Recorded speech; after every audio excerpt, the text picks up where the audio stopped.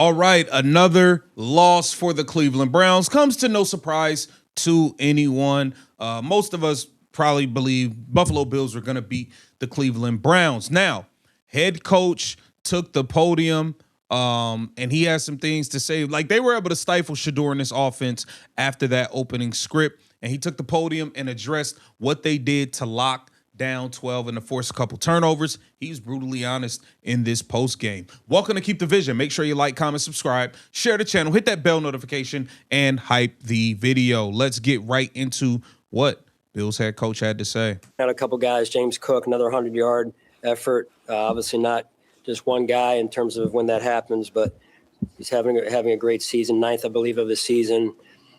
Dion, up against a challenge today, big time challenge, and able to keep Miles at bay. I think he got one or a half of one. So it was great competition there by those two guys and the O-line overall. And then Greg Rousseau, big time production today, as well as Jordan Poyer on the defensive side, and then DQ getting his first interception.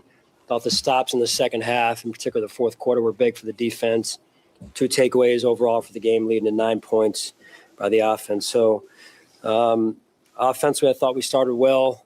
Second half, not so much. Defensively, didn't start as well. Came back in the second half and did some things to help us win the game there. Obviously, toughness of overall the football team, good to see, but still plenty to work on. So we need to do the basics, the basic things better.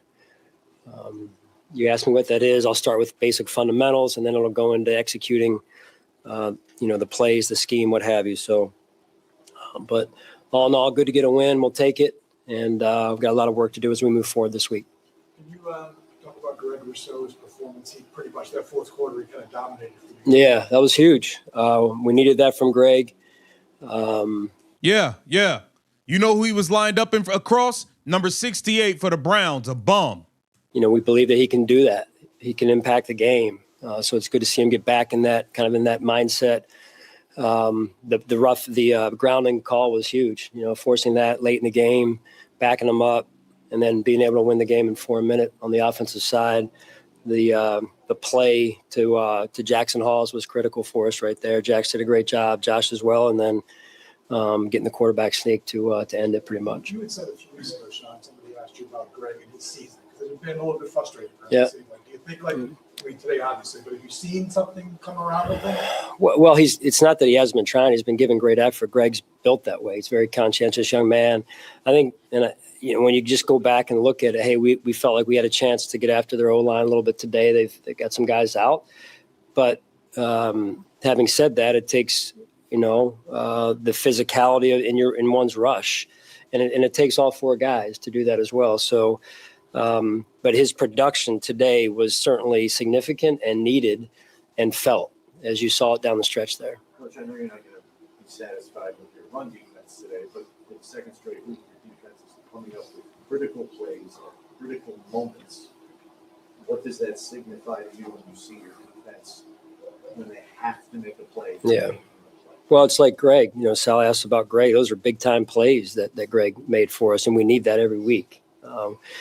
We've talked before about getting home with 4, being able to get home with 4, not just on third down, but also first and second. And then in this case, Greg Rousseau, he was getting wherever he wanted across from number 68. Number 68 from the Cleveland Browns was taking door entry money from the D lineman. Here, $20, come sack him.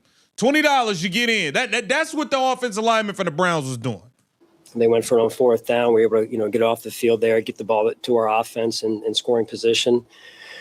So, again, do we need it to be more consistent? Yes. You can't allow a team to do what they did.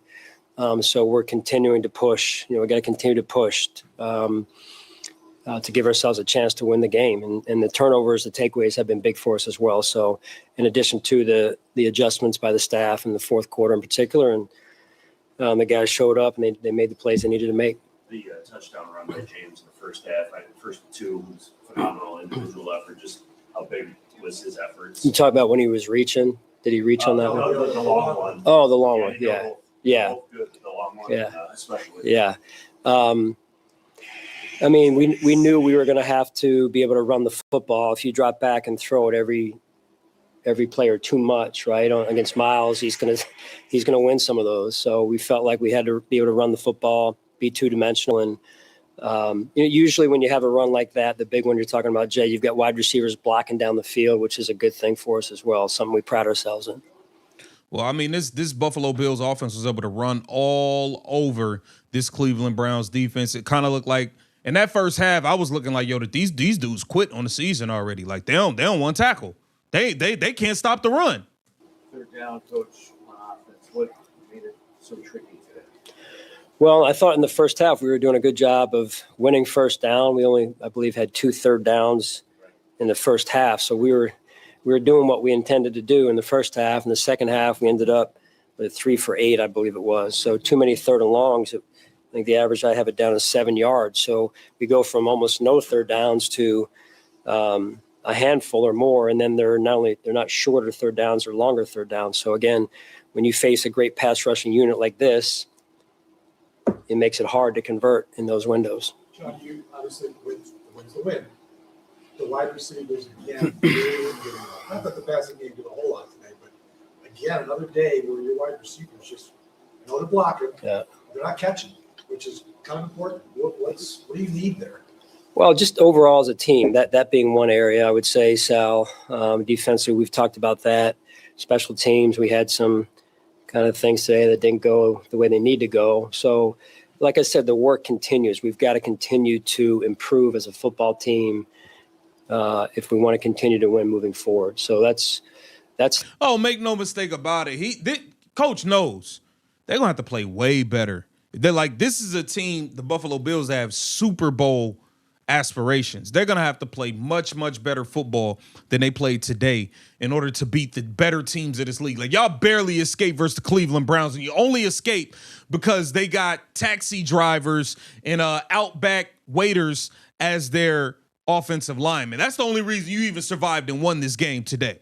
The summary for you. A lot to be happy about. You celebrate a win, especially this time of year. A lot to be grateful for.